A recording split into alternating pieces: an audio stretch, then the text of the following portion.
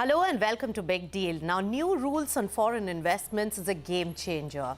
Many relaxations, simplifications and clarity given on how India can capture the global growth opportunities. Now, the key highlights in my view are the clearer round-tripping guidelines, lift to AIF investments in assets with no connection to India, portfolio investment opportunities even in unlisted entities overseas, and a big thrust given to the financial services investment opportunities by even non-financial services companies in India. Rules also open investment opportunities to be captured in IFSC by both companies as well as the individuals. Let's deep dive into the various aspects with our panel of experts today. Let me welcome on the show Dinesh Kanabar of Dhruva Advisors and Shroff of Cyril, Amarchand, Mangaldas. Gentlemen, welcome to CNBC-TV18. Cyril, Shroff, set the stage for the discussion. Why was this really required and how big a change is it in your view? So thanks very much for this, Nisha. And I think this conversation is very topical. And it's great that you're starting with the why, because I think that is the crux of trying to understand the rest of what is following the new ODI regime.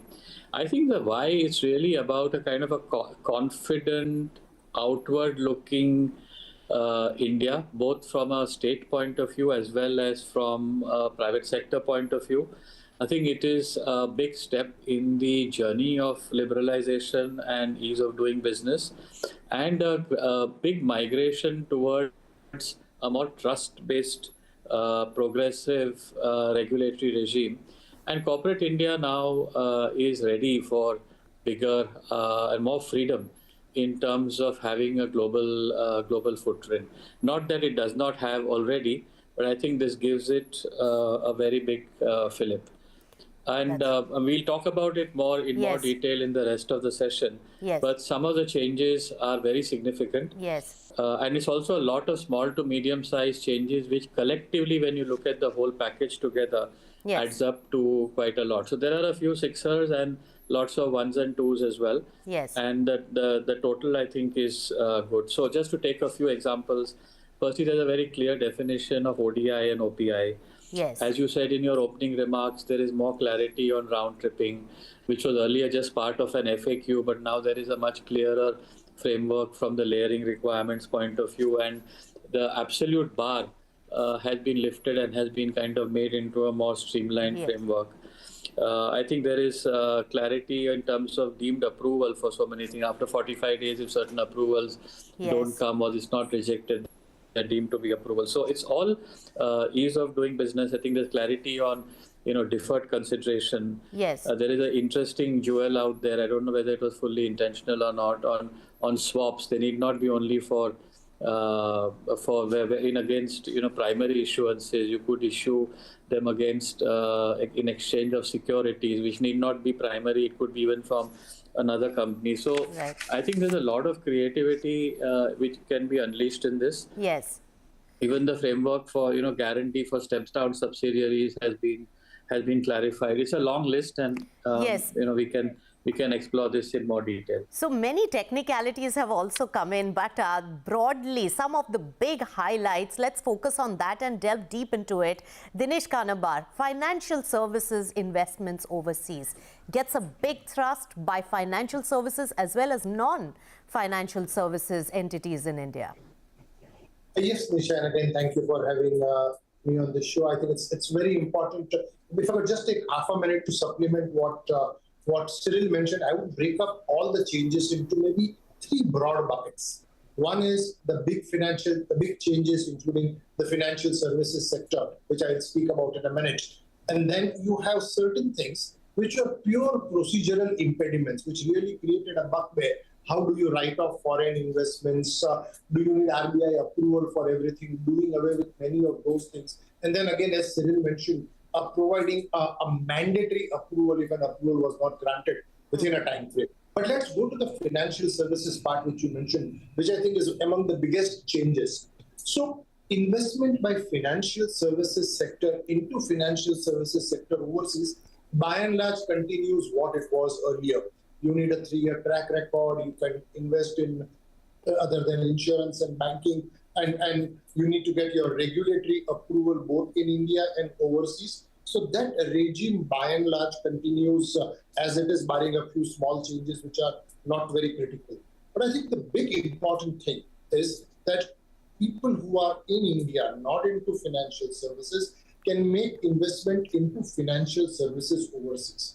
Now, that might look like a small thing, but the moment first is there is a definition of the term financial services. And the term financial services is defined to include any item which is regulated by a financial services regulator. So, for example, could one go back and say, this of course is a matter of interpretation which we will have to see over a period of time, that investments are today regulated because if you are making investments, you could be an NBFC, and NBFCs are regulated by the Reserve Bank of India. Now, could you as an industrial house make a subsidiary overseas which is making investments into many other companies? And if that is permitted as it appears from a plain reading of the provisions, that's a big thing opening up for the Indian industrial sector. Because then now you can say, yes, I want to make acquisition overseas. I will set up an SPV, of course, subject to the layering and all of those. But I can go ahead and make 400% of my investment because an investment company, an investment qualifies as a financial services. So a big thing. The second thing really is, again, you mentioned in the passing with regard to international financial services sector, which is, or the center, which is in the GIFT City. And again, in GIFT City, a specific permission that an entity which is not engaged in financial services can make investment into financial services sector in the GIFT City, even without there being a track record of profits. And again, as Cyril mentioned earlier, that you need, wherever you need a regulatory approval, and the regulatory approval has been applied for and does not come in 45 days, it is deemed to have been approved. So a big change, a very significant change, particularly with this interpretation that investment constitutes a financial services activity and one can make investment into an investing company overseas is appropriate, as it very much looks like. That's right. You gave a full roundup, but one question on the financial services, which is a very meaty chunk of the new regulation. Cyril Shroff, non-financial services entities in India can invest in financial services assets overseas. And the question the industry is raising is that a manufacturing company, can it do the same? Do we have an answer? And what are the other aspects that you will watch out for, which will be a game changer in this respect? So I think banking and insurance, I think, has been treated separately because that is carved out. But financial services now is such a broad canvas. For example, fintech. For example, there could be a number of cognate services in the financial services space. There's a gray area on whether investment activity should be treated as part of financial services. I think it could, but that might be an area for further clarification. So even if you leave out banking and insurance for a second, there is a whole new world which has got simplified and which has kind of, the doors have opened because of this change. And industrial conglomerates could be able to use this route for expanding their footprint, or tech companies, for example, because the boundaries between technology and finance are merging so fast. So this is actually opening not only a floodgate of opportunity, but also leveling the field, because there is a parallel conversation going on about whether global big tech companies should be allowed in the financial sector in India. So it is narrowing the discrepancy in the competing fields as well. So I think it's a step in the right direction. Whether we have crossed the whole chasm in one leap or not is to be debated, but it is certainly narrowing the gap.